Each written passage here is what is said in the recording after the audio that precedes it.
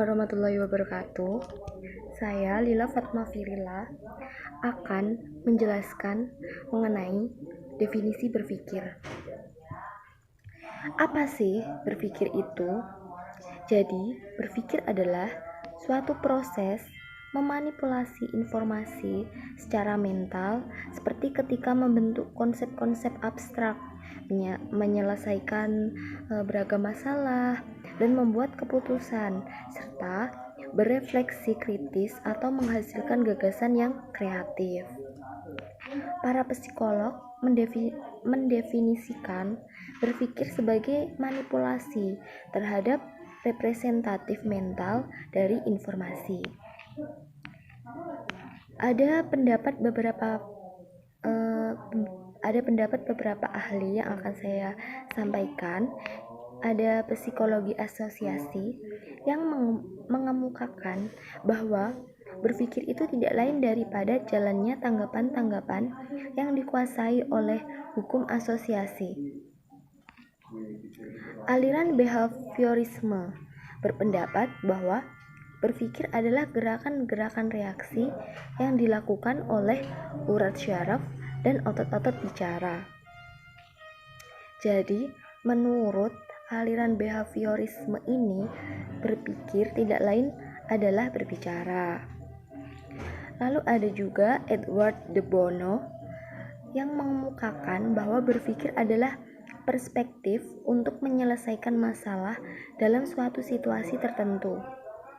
Lalu ada Dewey berpikir bahwa memperhatikan tenaga supaya otak manusia dapat bekerja dan dapat beroperasi.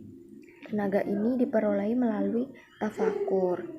Lalu ada Khadijah yang mengemukakan bahwa berpikir adalah sebuah representasi simbol dari beberapa peristiwa atau item.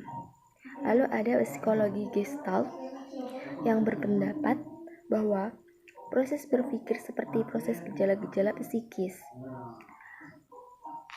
Lalu ada ahli psikologi, yaitu ahli psikologi sekarang, berpendapat bahwa berpikir pada taraf yang tinggi pada umumnya melalui tahap-tahap.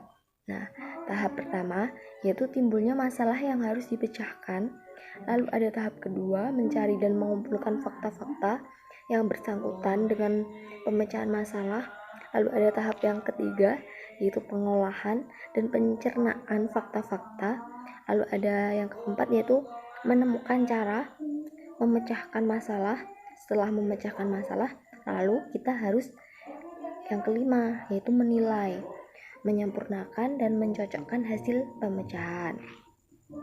Jadi, secara singkat, pengertian berpikir merupakan proses kognitif yang berlangsung antara stimulus, yaitu rangsangan, dan respons.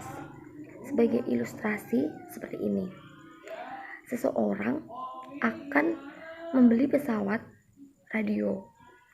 Oleh penjual ditawarkan berbagai macam merek dengan berbagai macam harga. Sebelum membeli, pembeli itu memutuskan dulu ia harus membeli yang mana dengan cara mengolah informasi-informasi, mencari pengertian yang ada pada dirinya atau kelebihan dari jenis-jenis radio yang akan dibeli, lalu melihat kelebihan serta kelemahan dari masing-masing merek, hingga akhirnya pembeli tersebut dapat memutuskan pada merek yang akan pembeli tersebut beli. Sekian presentasi dari saya. Assalamualaikum warahmatullahi wabarakatuh.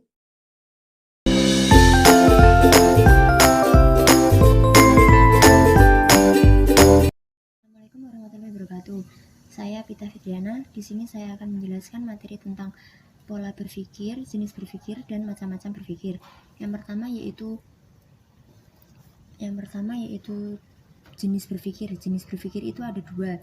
Yang pertama austik dan yang kedua itu langsung. Austik itu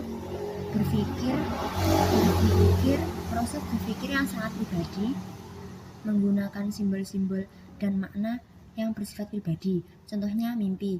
Yang kedua yaitu langsung. Berpikir langsung itu yaitu proses berpikir secara langsung untuk memecahkan suatu masalah. Yang kedua yaitu pola berpikir. Pola berpikir itu ada 6. Yang pertama konkret. Konkret itu adalah berpikir dalam dimensi ruang terjadi suatu tertentu. Yang kedua yaitu berpikir abstrak. Berpikir dalam ketidakhinggaan. Bisa dibesarkan atau disempurnakan seluas-luasnya. Yang ketiga yaitu berpikir klasifikatoris. Klasifikatoris yaitu mengenai klasifikasi atau klasifikasi tingkat-tingkat tertentu. Yang keempat yaitu analogis. Analogis yaitu untuk mencari hubungan peristiwa atas dasar kemiripannya. Yang kelima yaitu berpikir ilmiah. Dalam berpikir ilmiah itu adalah dalam hubungan yang luas, pengertiannya lebih kompleks, dan disertai pembuktian-pembuktian. Yang keenam yaitu berpikir pendek. Berpikir pendek itu adalah kebalikan dari berpikir ilmiah, yaitu terjadi secara lebih singkat, lebih dangkal, dan biasanya tidak logis. Yang ketiga yaitu ada 2 tipe berpikir. Tipe berpikir konvergen dan divergen. Konvergen yaitu tipe berpikir yang bersifat logis dan matematis dengan mengumpulkan dan menggunakan hanya info yang relevan. Yang kedua yaitu berpikir divergen. Berpikir divergen yaitu proses berpikir yang mengeksplor berbagai solusi yang mungkin untuk menghasilkan ide-ide kreatif dan solusi untuk suatu masalah. Yang terakhir yaitu macam-macam berpikir. Macam berpikir ada 3, yaitu yang pertama induktif. Induktif itu adalah proses berpikir yang berlangsung secara khusus ke umum. Orang-orang mencari ciri-ciri atau sifat-sifat tertentu dari berbagai fenomena, kemudian menarik kesimpulan bahwa ciri atau sifat-sifat itu terdapat pada semua fenomena tadi. Yang kedua yaitu berpikir analogis. Analogis yaitu berpikir dengan jalan menyamakan atau membandingkan fenomena yang biasa dialami. Orang-orang beranggapan bahwa kebenaran dari fenomena yang pernah dialaminya berlaku pula fenomena yang dihadapinya sekarang. Yang ketiga yaitu berpikir deduktif. Berpikir deduktif yaitu berpikir yang berlangsung dari umum ke khusus. Orang bertolak dari suatu teori atau prinsip yang dianggap benar dan sudah bersifat umum.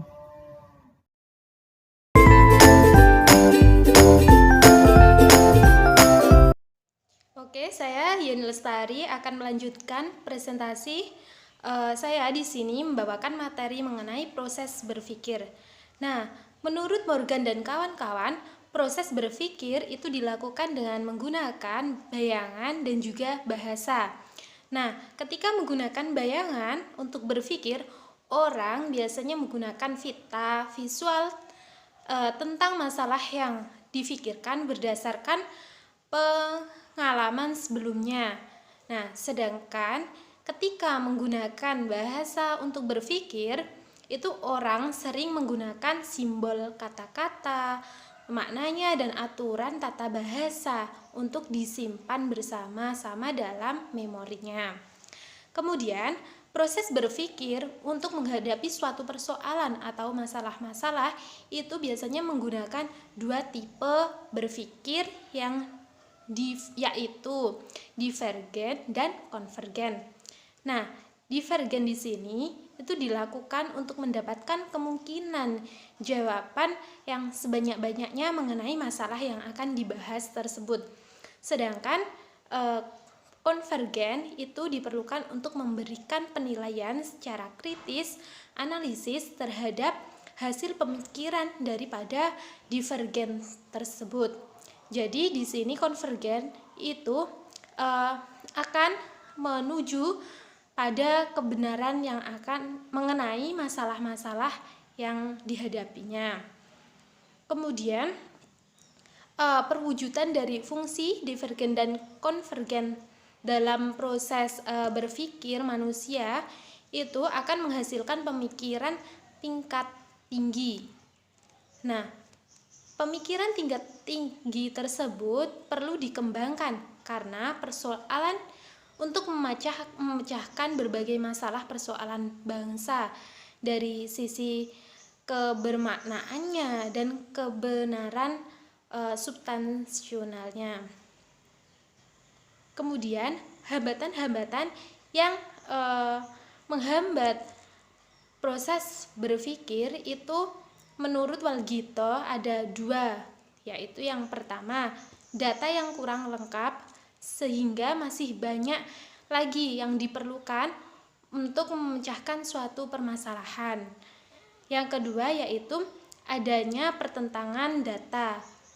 Karena data-data yang terkumpul untuk memecahkan suatu masalah itu tentunya banyak sekali, dan ada yang mendukung ataupun ada yang mengelak. Jadi pertentangan data itu mungkin adanya sehingga membingungkan dalam proses berpikir. Selanjutnya, materi yang akan saya sampaikan yaitu teori-teori tentang berpikir. Nah, guna mempelajari dan memahami hakikat berpikir tingkat tinggi, ada dua pendekatan teoritik, yaitu yang pertama, pendekatan perkembangan.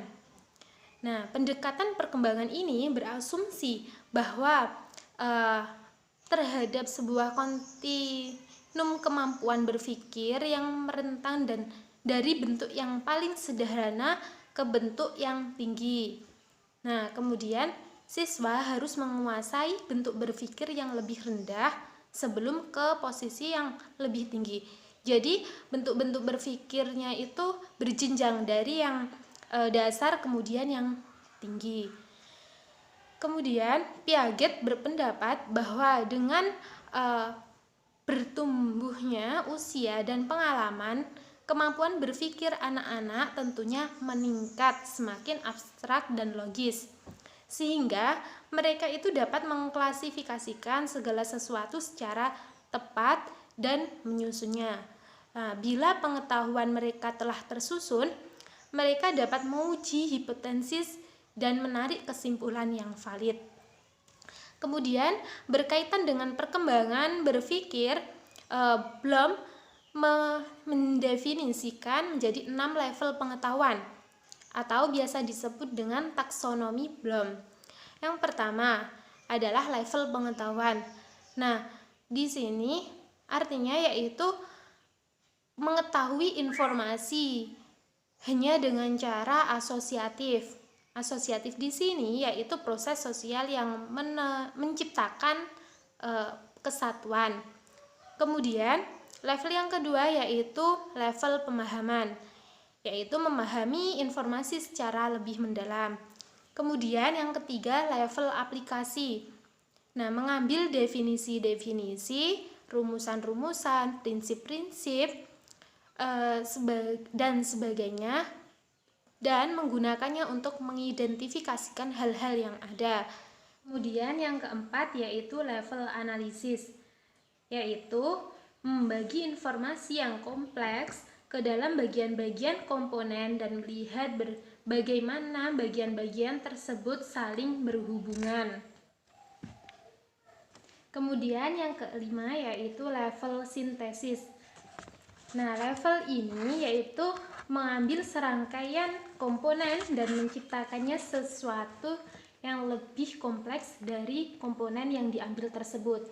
Kemudian yang keenam yaitu evaluasi, yaitu menilai sesuatu dengan sebuah standar kualitas atau kuantitasnya. Kemudian alur umum pendekatan Sternberg, model ideal, dan pendekatan Resnick merupakan konsep tentang cara berpikir yang tepat sesuai upaya pemecahan masalah yang bersifat fleksibel dan reflektif. Nah, berdasarkan dengan pendekatan perkembangan, tiga pendekatan definisional tersebut mengatakan bahwa perkembangan unsur-unsur pemecahan masalah itu yang efektif dapat dibantu sejak dini dan harus dibantu melalui disiplin-disiplin. Nah, pendekatan ini juga menekankan bahwa keterampilan berpikir bekerja dengan baik bila siswa telah memperoleh pengetahuan yang cukup tepat pada konteks tertentu. Nah, mungkin hanya itu yang dapat saya sampaikan. Sekian dari saya, terima kasih.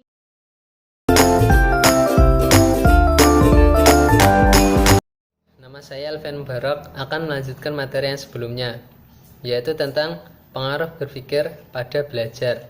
Nah, jenis berpikir yang memiliki nilai positif terhadap belajar yaitu berpikir secara kritis. Nah, Berskin menyatakan berpikir kritis adalah kemampuan untuk mengumpulkan, menginterpretasi, dan mengevaluasi informasi secara akurat dan efisien. Maksudnya berpikir dengan tujuan untuk menemukan suatu keputusan yang masuk akal, yang rasional, yang dapat diterima oleh akal. Nah, dengan tujuan dapat memilih dan menimbang manakah yang dapat dijadikan suatu keputusan sehingga keputusan itu sesuai dengan apa yang kita harapkan. Berpikir kritis sebagai kemampuan siswa untuk membandingkan dua atau lebih informasi, misalnya informasi dari luar dengan informasi yang dimilikinya. Jika terjadi perbedaan atau persamaan, maka ia akan mengajukan pertanyaan atau berkomentar sehingga dengan tujuan untuk mendapatkan informasi yang jelas, informasi yang sesuai dengan yang dibutuhkannya. Nah, seorang siswa mampu berpikir kritis jika memiliki kemampuan dalam hal berikut, yaitu yang pertama, memilih kata-kata dan frase yang penting dalam sebuah pernyataan dan akan didefinisikan secara hati-hati. Nah, di sini siswa akan mendefinisikan sesuatu tersebut secara hati-hati. Yang kedua, membutuhkan keyakinan untuk mendukung suatu kesimpulan ketika dia dipaksa untuk menerimanya. Yang ketiga, menganalisa keyakinan itu dan membedakan suatu fakta dari asumsi tersebut. Nah, yang keempat, menentukan asumsi yang penting, baik tertulis maupun tidak tertulis untuk kesimpulan tersebut. Nah, yang kelima, mengevaluasi asumsi ini, menerima beberapa saja dan menolaknya. Kemudian yang keenam, mengevaluasi pendapat, menerima atau menolak kesimpulan. Yang ketujuh, terus-menerus memeriksa kembali asumsi yang telah dilakukan dan percaya sebelumnya. Nah, menurut Sternberg, berpikir kritis terdiri dari proses-proses, strategi, dan representasi mental yang digunakan orang untuk memecahkan masalah, membuat keputusan, dan mempelajari konsep baru. Berbagai penelitian tentang berpikir memiliki implikasi dalam praktik pendidikan sebagai berikut, yaitu yang pertama, untuk membantu siswa mencapai penguasaan keterampilan. Nah, guru dapat menggunakan berbagai metode untuk mengembangkan keterampilan siswa tersebut. Kemudian, guru harus menggunakan pendekatan mengajar yang sesuai dengan tujuan. Kemudian, guru mengajarkan materi pelajaran yang sesuai dengan konteksnya, tidak keluar konteks. Nah, untuk menghindari dekontekstualisasi, guru harus membuat siswa mengatasi berbagai masalah-masalah nyata tapi identik dengan tujuan yang diharapkan. Kemudian, siswa perlu diminta untuk mengklasifikasi segala sesuatu ke dalam kategori-kategori dan dimensi-dimensi. Nah, seperti membuat hipotesis, kemudian menarik kesimpulan, melakukan analisis, dan memecahkan masalah.